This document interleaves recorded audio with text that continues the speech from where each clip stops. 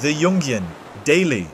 The night air was thick with salt, and the distant calls of seabirds as River and Luna found themselves huddled beneath a rocky overhang.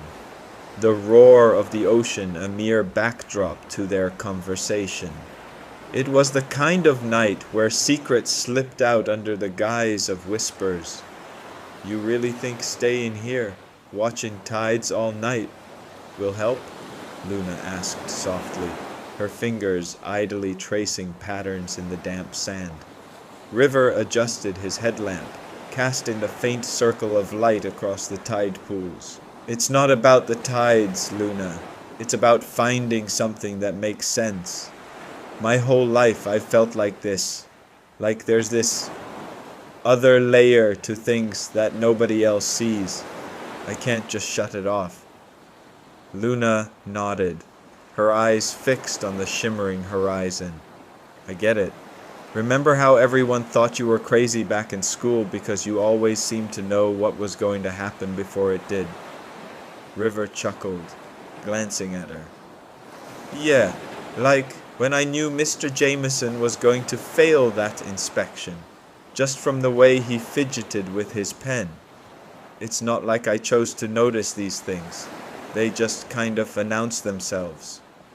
It must be exhausting, Luna mused, resting her head on her knees, having insights that others can't or won't understand. River sighed, rubbing the back of his neck. It is, but it also makes life interesting. Jung called folks like us intuitive introverts.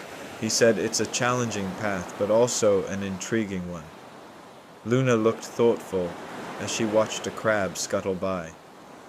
I guess that's true. So why all this solitude then? Why not use your intuition to, connect more?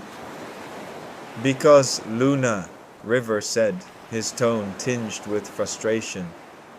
When I talk about what I perceive, it's like speaking a different language. But here, listening to the ocean, it's almost like it speaks back. They sat in silence for a moment, letting the rhythm of the waves fill the space between them. Finally, Luna broke it. You ever think of using this gift differently? Maybe help people see what you see? River gave a small nod. I've thought about it, but it's not simple. There's a fine line between helping and overwhelming. Sometimes tuning into their frequencies shows me their whole biography, unwritten fears and all. Luna chuckled, nudging him with her shoulder. Sounds like you're already halfway there. Maybe others just need a tide guide, a nudge to see what's right in front of them. River smirked, appreciating her optimism. Maybe it's just... He paused, looking out over the moonlit water, reflecting. Finding the balance is tricky. It's hard when you constantly straddle the line between two worlds. But you do have it, River. The ability to make connections others can't, even if they don't see it yet, Luna said, her voice steady and encouraging. He took a deep breath, letting the salty air fill his lungs. Perhaps it's time I try to bridge that gap. Use what I've got to make life a little less difficult and a bit more understandable. Luna smiled and stood, brushing the sand from her jeans. Let's catch the sunrise together then. Maybe there's more clarity in the dawn. River nodded, feeling a pang of hope. Sounds like a plan.